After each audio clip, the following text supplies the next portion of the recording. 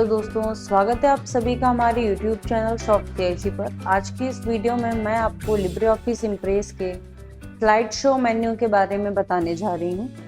तो video start करते हैं। लिब्रे ऑफिस इम्प्रेस हमने ओपन कर लिया है। हमारी ऑलरेडी जो आपने पिछली वीडियो में स्लाइड मेन्यू के बारे में जानकारी ली थी, तो उसी फाइल को ओपन करके रखा हुआ है।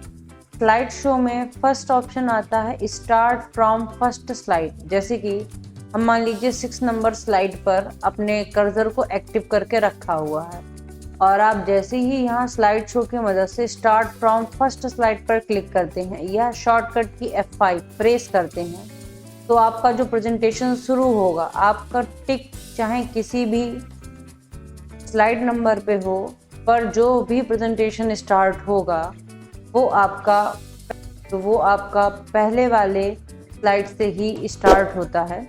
उसी तरीके से अब हम मान लीजिए 4th नंबर स्लाइड पर अपने कर्सर को रखते हैं और स्लाइड पर टिक है। अब हम जाएंगे स्टार्ट फ्रॉम करंट स्लाइड, मतलब हम शिफ्ट F5 प्रेस करेंगे तो हम जिस स्लाइड पर हैं, मेरा जो स्लाइड शो होगा वो वहीं से शुरू होता है।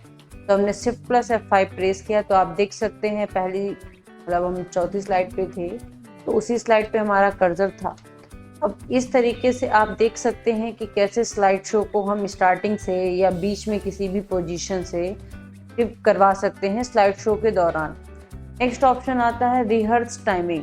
अभी जैसे कि हम एक बार और स्लाइड शो आपको दिखाते हैं, तो ये स्लाइड शो शुरू हुआ। अब हम इस पर कितना देर बोलना चाहते हैं, क्या बताना चाहते हैं, तो वो एक ऑटोमेटिकली टाइम सेट होना चाहिए।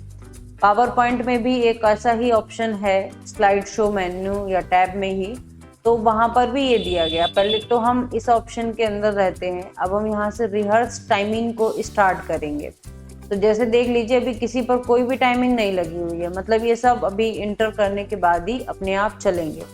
तो हम यहाँ से एक पर्टिकुलर टाइम लगा देंगे। तो रिहर्स टाइमिंग पर टिक करते हैं और आप देखिएगा साइड कॉर्नर पे ये डाउन साइड में ये आपका टाइमिंग चल रहा है, मतलब कि अब हम जितनी देर इसके ऊपर बोलेंगे तो वो टाइमिंग यहाँ पर काउंट होती रहेगी। तो हमने इस स्लाइड को 10 सेकंड का समय दिया। अब अगली स्लाइड पे हम कुछ देर बात कर रहे हैं, बोल रहे हैं, ये बात रिकॉर्ड हो जाएगी। फिर अगली स्लाइड पे आ जाते हैं तो ये, और फिर से नेक्स्ट कर देना है। तो आपको टाइमिंग का ध्यान रखना है कि कितनी देर किस पे बोलना है। तो यहाँ पर आपका टाइम जो है वो इन सब के ऊपर ऑटोमेटिकली सेट हो जाएगा। तो जिस तरीके से भी हम यहाँ पर फिट कर रहे हैं, तो मान लीजिए अब हम थोड़ा थोड़ा समय लेंगे, 2 या 3 सेकंड का, कि हाँ इस पे मैंने बोला हुआ है। फिर से कोई भी आता है उस पर आपको बोलना है, तो क्योंकि जब हम सभी के ऊपर यहाँ पर बोलेंगे तो क्लिक टू एग्जिट प्रेजेंटेशन ऐसे टिक कर देना। अब ये प्रेजेंटेशन आपका जो है वो रेडी हुआ। यहाँ से अब जब आप यहाँ पर अपने प्रेजेंटेशन को फिर से प्ले करते हैं, है ना, फिर हम F5 कर देंगे तो ये 10 सेकंड बाद ऑटोमेटिकली नेक्स्ट स्लाइड को दे देगा। इसको हम रिहर्स टाइमिंग के नाम से जानते हैं, जो कि रिहर्सल हो जाने के बाद में तुरंत ही इसके ऊपर एक्सेस हो जाता है।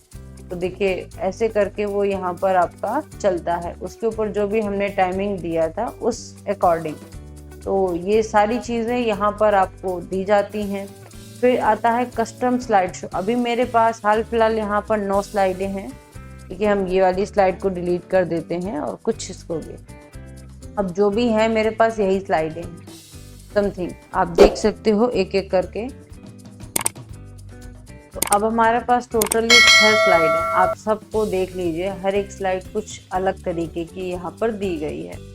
अब हम इस स्लाइड के साथ में कस्टम स्लाइड शो जनरेट कराएंगे। कस्टम स्लाइड शो पे गए, न्यू पे टिक करना। तो हमने स्लाइड शो का कोई भी एक यूनिक नेम करके दे देते हैं, ऐसे कुछ भी। अब हम कहते हैं पहली स्लाइड मेरी आनी चाहिए, फिर मेरी तीसरी स्लाइड शो होनी चाहिए, फिर मेरी 5वीं स्लाइड आ जाए, फिर मेरी फर्स्ट स्लाइड आ जाए, फिर सेकेंड आ जाए, फिर फर्स्ट आ जाए। ऐसे करके हम इन्हीं स्लाइडों को बार बार उसमें ऐड करवा सकते हैं। जैसे कि अब अभी तक तो ये सिर्फ 6 ही थी, है ना। आप इसको 6 से 12, 15 जैसे चाहो वैसे मैनेज कर सकते हो। ओके कर देना है। और अब आप इसको यहाँ से स्टार्ट कराएंगे। तो हमने जो भी स्लाइड प्रेजेंटेशन वहाँ पर बनाया था, तो देखिए 1 है ना। आप उस हिसाब से देख सकते हो कि किस तरीके से ये उसको ओपन कर रहा है, जबकि मेरा स्लाइड शो मात्र 6 ही स्लाइडों का था, पर यहाँ पर तो इसने उसको कई स्लाइडों में कन्वर्ट कर दिया। तो स्लाइड शो, जो कस्टम स्लाइड शो होता है, वो कुछ इस प्रकार से काम करता है। आपके द्वारा बनाई गई स्लाइडों को 1 बाय 1 फिर से वो अरेंज कर सकता है कई तरीकों से, और आपको स्लाइड शो कराएगा। इम्प्रेस रिमोट, तो ये रिमोट कनेक्शन फाइल के बारे में ऑप्शन यहाँ पर दिया गया है। स्लाइड शो सेटिंग, अभी सेटिंग में क्या है, जैसे कि आपने F5 किया तो पहली स्लाइड से शुरू होगा बाय डिफॉल्ट, आपको तो पता ही है, फिर दूसरी तीसरी आएगी।